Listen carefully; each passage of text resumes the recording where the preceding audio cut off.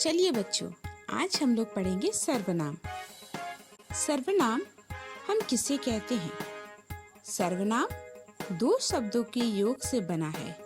सर्व नाम अर्थात जो नाम सबके स्थान पर प्रयुक्त हो उसे सर्वनाम कहा जाता है। उदाहरण से समझिए, मोहन 11वीं कक्षा में पढ़ता है। मोहन स्कूल जा रहा है। मोहन के पिताजी पुलिस है। मोहन की माताजी डॉक्टर हैं। मोहन की बहन खाना बना रही है। उपयुक्त वाक्यों में मोहन संज्ञा है। इसका प्रयोग बार बार हुआ है। बार बार मोहन शब्द को दोहराना वाक्यों को अरुचिकर व कम स्तर का बनाता है। यदि हम एक वाक्य में मोहन संज्ञा को छोड़कर अन्य सभी जगह सर्वनाम का प्रयोग करें तो वाक्य रुचिकर व आकर्षक बन जाएंगे। जैसे मोहन 11वीं कक्षा में पढ़ता है। वह स्कूल जा रहा है। उसके पिताजी पुलिस है और उसकी माताजी डॉक्टर हैं। उसकी बहन खाना बना रही है। इस प्रकार हम संज्ञा के स्थान पर इसका प्रयोग कर सकते हैं। तो बच्चों, सर्वनाम की परिभाषा हम इस प्रकार से कह सकते हैं। संज्ञा के स्थान पर आने वाले शब्दों को सर्वनाम कहा जाता है।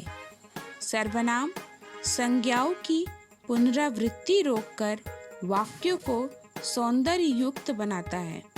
जैसे मैं, तुम, हम, वह, आप, उसका, उसकी, वह आदि। सर्वनाम के भेद। सर्वनाम के मुख्य रूप से 6 भेद होते हैं।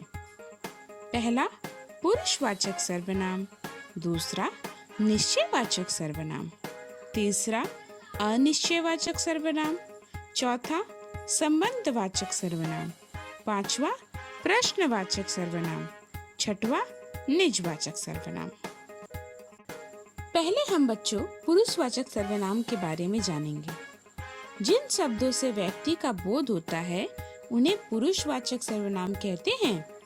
दूसरे शब्दों में बोलने वाले, सुनने वाले तथा जिसके विषय में बात होती है उनके लिए प्रयोग किए जाने वाले सर्वनाम पुरुषवाचक सर्वनाम कहलाते हैं।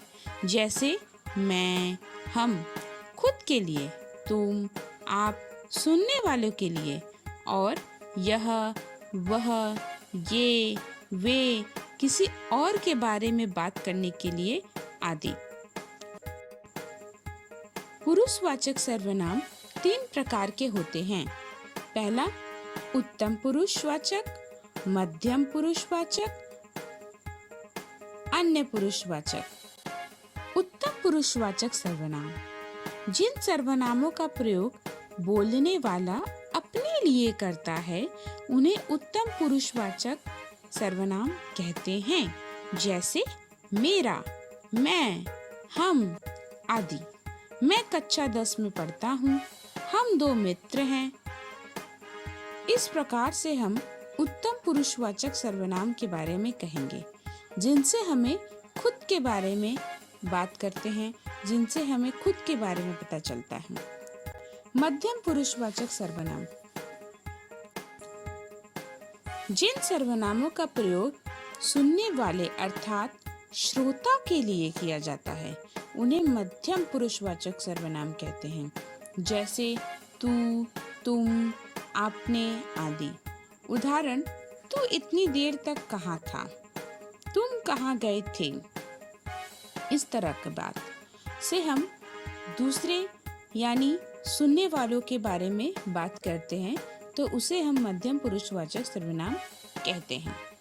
अन्य पुरुषवाचक सर्वनाम जिन सर्वनाम शब्दों का प्रयोग किसी अन्य व्यक्ति के लिए किया जाता है उन्हें अन्य पुरुषवाचक सर्वनाम कहते हैं।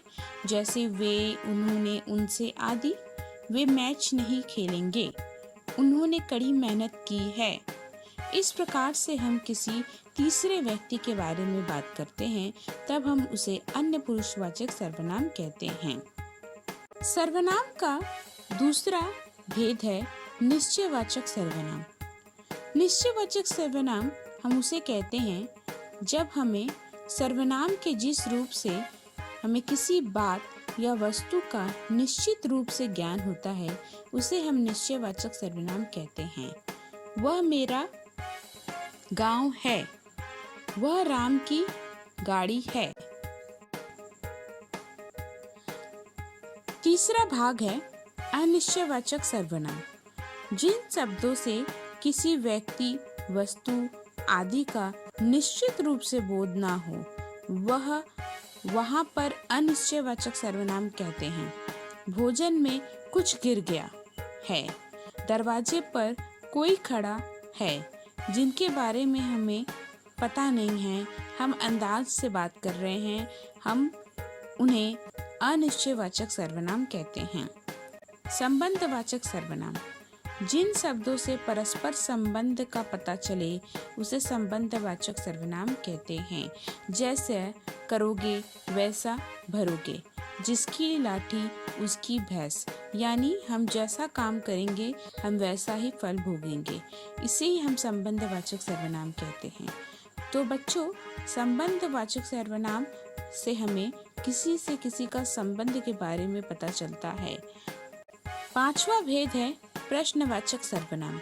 जिन सर्वनाम शब्दों को प्रश्न पूछने के लिए प्रयोग किया जाता है उसे प्रश्नवाचक सर्वनाम कहते हैं।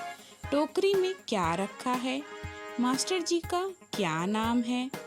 तो इस प्रकार से हम प्रश्नवाचक सर्वनाम के बारे में बता सकते हैं।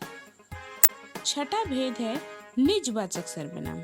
निज का अर्थ होता है अपना और वाचक का अर्थ होता है बोध, ज्ञान कराने वाला, यानी अपनेपन का बोध कराने वाले शब्दों को निजवाचक सर्वनाम कहते हैं।